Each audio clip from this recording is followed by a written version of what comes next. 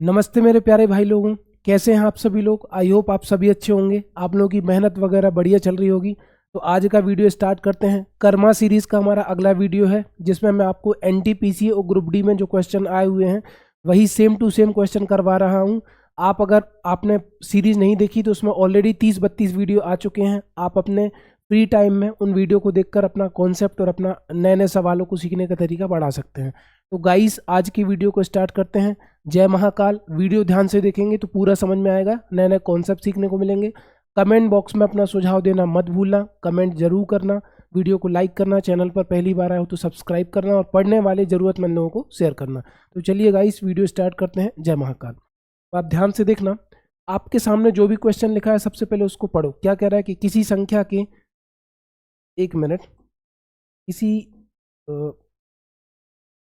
किसी संख्या के 3/5 के 7/17 का 2/5 भाग 84 है, उस संख्या का 40% निकालो, है ना। मान के चलो कि वो संख्या क्या है, x के 3/5 के 7/17 के 2/5 किसके बराबर है, 84 के बराबर है ना। तो आप इसको काट भी सकते हो, जितना कट रहा है उतना आप काट दो। अगर कुछ कट रहा है तो मेरे हिसाब से तो ऊपर नीचे तो कुछ नहीं कट रहा है, ऊपर जरूर कट जाएगा। 2 से काटो तो 2 चौको 8, 2 दूनी 4, है ना। 3 से काटोगे तो 14 × 42, 7 से काटोगे तो 7 × 7, 7 दूनी 14। अब ये सब ऊपर जाएगा तो 17 पन्ना 85, 85 दूनी 170, 170 पंचे 17 पन्ना 85, 850 आ जाएगा, है ना। 17 पन्ना 85, 85 दूनी 170, 170 पंचे, तो एक्स की वैल्यू कितनी आ जाएगी, 850। ठीक, अगले सवाल की तरफ चलते हैं। अगला सवाल क्या है कि एक घोल में 8% नमक है। कोई घोल होगा उसमें 8% नमक है।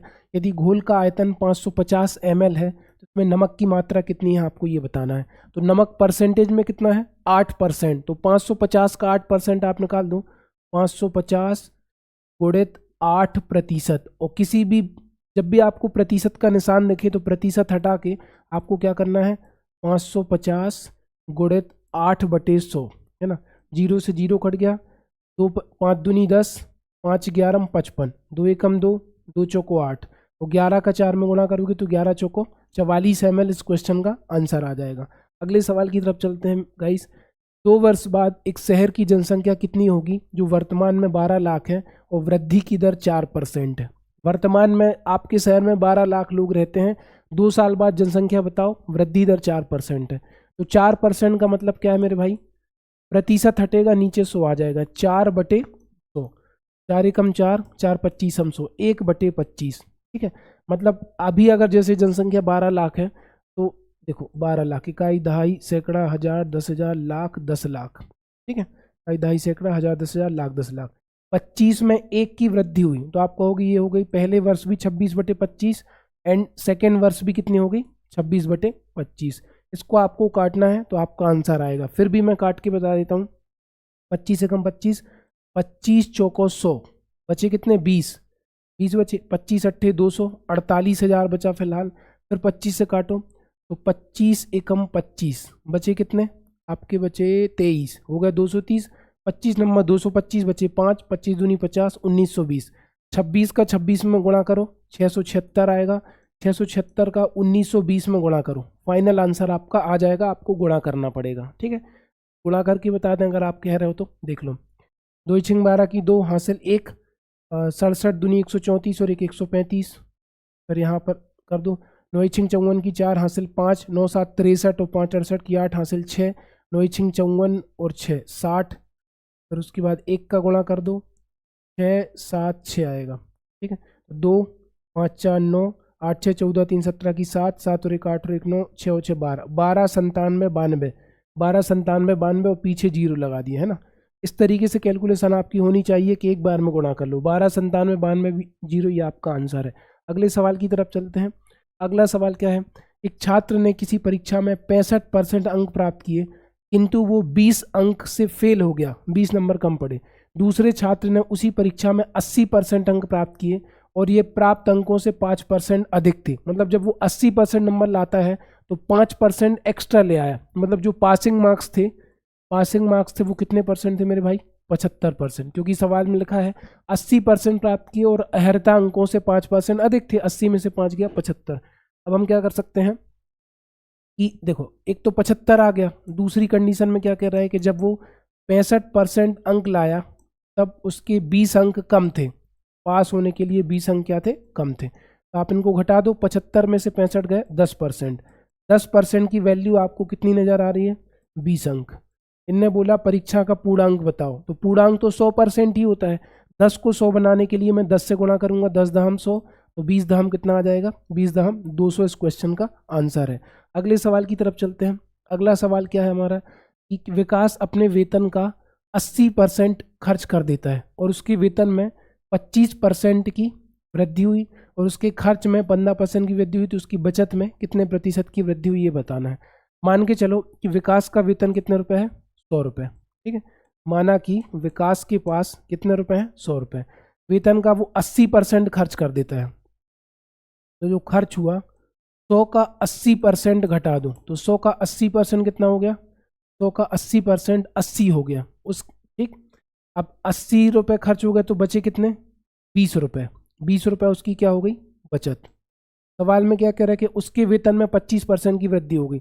अगर 100 का 25% बढ़ गया तो 100 का 25% कितना बढ़ गया, 25, मतलब अब वो 100 की जगह कितने कमाने लगा, 125, तो उसके व्यय में भी 15% की वृद्धि होगी। तो 80, पहले 80 खर्च करता था, 80 का 15% कितना होगा, 80 का 10% 8, 5% 4, तो 8 4 12, तो 80 में 12 जोड़ो, तो अब कितने रुपए खर्च कर रहे हैं, 92 रुपये खर्च कर रहे हैं, है ना। तो 125 रुपये अगर वो कमा रहा है उसमें से 92 रुपये खर्च कर रहा है, तो बताओ कितने रुपए बचा रहा है, बचत उसकी हो गई मेरे भाई, बताओ कितनी हो गई बचत, 8 और 25 33। तो पहले 20 रुपये बचा रहा था, अब कितने रुपए बचा रहा है, 33 रुपये। जब 100 रुपये कमाता था तो 20 रुपये बचाता था, जब 125 कमाता है तो 33 कमाता है, बचाता है, तो 13 रुपये बढ़ गए उसके। 13 रुपये की जो वृद्धि हुई है वो मूल बचत पर, 20 पर, है ना। और किसी भी भिन्न का प्रतिशत निकालने के लिए 100 से गुणा, तो 13/20 गुणे 100, तो 20 से कम 20, 20 पंचे 100, 13 पना 65, 65% इस क्वेश्चन का क्या आ जाएगा, आंसर, 65% का आ गया आंसर। अगले सवाल की तरफ चलते हैं। अगला सवाल हमारा क्या है, किसी संख्या का 40% उसी संख्या के 4/5 से 46 कम है ना। उसी संख्या के 40% की भिन्न पता है क्या होती है, 40% की भिन्न होती है 40/100, ध्यान दो, 20 दूनी 40, 20 पंचे 100, है ना, 2/5। तो किसी संख्या का 2/5 उसी संख्या के 4/5 से 46 कम है, तो सीधी सी बात है कि 4/5 में से मैं 2/5 घटाऊंगा तो कितना बचेगा, या 2/5 ही बचेगा, ठीक है। माना x का 4/5 माइनस x का 2/5 बराबर सवाल में कितना दिया है, 46। तो ये हो गया आपका 4x/5 माइनस 2x/5 बराबर कितना है, 46। अब दोनों का हर समान है तो 4x में से 2x डायरेक्ट घट जाएगा, तो 2x/5 बराबर 40। तो 2 एकम 2, 2 दूनी 4, 2 3 12, 5 का ऊपर गुणा कर दो, तो x बराबर 23 का पहाड़ा 5 बार पढ़ो तो 23 पंचे कितना होता है, 115, है ना, 23 पंचे 115। अगले सवाल की तरफ चलते हैं कि मोहन ने अपने खर्चों में 25% की कमी की, बाद में उसने अपने खर्चों में 10% की और कमी की, उसके खर्चों में कुल मिलाकर कितने प्रतिशत की कमी हुई। फॉर्मूला लगेगा x plus Y plus XY/100%। दोनों बार उसने खर्चों में कमी की है, मतलब x भी माइनस में होगा, y भी माइनस में होगा, तो x की जगह रख दो -25, y की जगह रख दो -10, प्लस x की जगह रहेगा -25 इंटू वाई की जगह रहेगा -10, अपॉन में कितना आ रहा है, 100, -25 -10, 25 और 10 35, ऋण की संख्याएं जुड़ती हैं, तो 25 में 10 जोड़ा 35, माइनस माइनस प्लस हो गया, है ना, 0 से 0 कट गया, 25/10 का मतलब 2.5, 35 में से 2 गया 33, आधा और गया तो 32.5 ऋणात्मक आ रहा है। इसका मतलब क्या है कि उसकी टोटल कमी कितनी हुई, 32.5%, ठीक है। अगले सवाल की तरफ चलते हैं। अगला सवाल क्या है, ए और बी का वेतन 4300 है, ए अपने वेतन का 95% खर्च करता है, बी अपने वेतन का 80% खर्च करता है। ए जो है अगर 95% खर्च करता है तो बचाता कितना है, 5%। बी है अगर 80% खर्च करता है तो बचाता कितना है, 20%। इसको काट दो, 5 एकम 5, 5 चौको 20। उनका जो वेतन है वो 1:4 में बटेगा, तो 4 और 1 कितने होगा मेरे भाई, 4 और 1 5 भाग, 5 भाग की वैल्यू आपको कितनी नज़र आ रही है? 4300। तो 5 एकम 5, 5 अट्ठे 40 बचा 3, 5 छक्का 5 अट्ठे 40 बचा 3, 5 छक्के 30, एक भाग की वैल्यू 860 आ गई। एक भाग की वैल्यू कितनी आ गई? 860। पूछ क्या रहा है? ए का वेतन बताओ। ए का वेतन बताओ। तो ए का वेतन तो इसमें है ही नहीं। 1 मिनट। ए अपने वेतन का 95% खर्च करता है। सॉरी, मैंने रेशियो गलत ले लिया, इसको इरेज करते हैं। सवाल में ये था, सवाल में ये कह रहा था कि ए जो है अपने, 1 मिनट, ए जो है अपने वेतन का कितना 95% खर्च करता है। तो ए जो है अपने वेतन का कितना बचाता है? ए का 5% जो है, बी अगर 80% खर्च करता है तो बी का 20% के बराबर है ना। तो 5 एकम 5, 5 चौको 20, बी आ जाएगा नीचे। तो ए बटे बी जो आया वो कितना आया? 4/1। मतलब ए के होगा 4 भाग, बी के होगा 1 भाग। मैंने उल्टा कर दिया था। 4 और 1 5 भाग की वैल्यू कितनी हो गई? 5 भाग आपकी हो गई 4300 के बराबर। तो 5 एकम 5, 5 अट्ठे 40 बचा 3, 5 छक्का 30, 860। एक भाग की वैल्यू कितनी हो गई? 860। 4 भाग की वैल्यू निकालनी है तो 860 में आप 4 का गुणा कर दो। 4 अट्ठे 32 और 6 चौको 40, 3200 में 240 जोड़े तो 3440 इसका क्या होगा? आंसर। 3440 इसका क्या होगा? आंसर। अगले सवाल की तरफ चलते हैं। यदि रवि का वेतन मोहन के वेतन से 20% अधिक है ना। तो मोहन का वेतन 1600 है, ठीक। तो रवि का वेतन कितना होगा? अगर मोहन का वेतन 1600 है, ठीक है, और रवि का वेतन 20% अधिक है, तो 1600 का 20% निकाल दो। 1600 का 20% कितना होगा मेरे भाई? 20% की भिन्न होती है 1/5। मतलब मुझे 5 में 1 जोड़ना है। 1600 का मुझे 6/5 निकालना है। तो किसका वेतन निकल आएगा? रवि का वेतन, क्योंकि सवाल में लिखा है कि रवि का वेतन मोहन के वेतन से 20% अधिक है। मतलब अगर मोहन का वेतन 5 है तो रवि का कितना है? 6।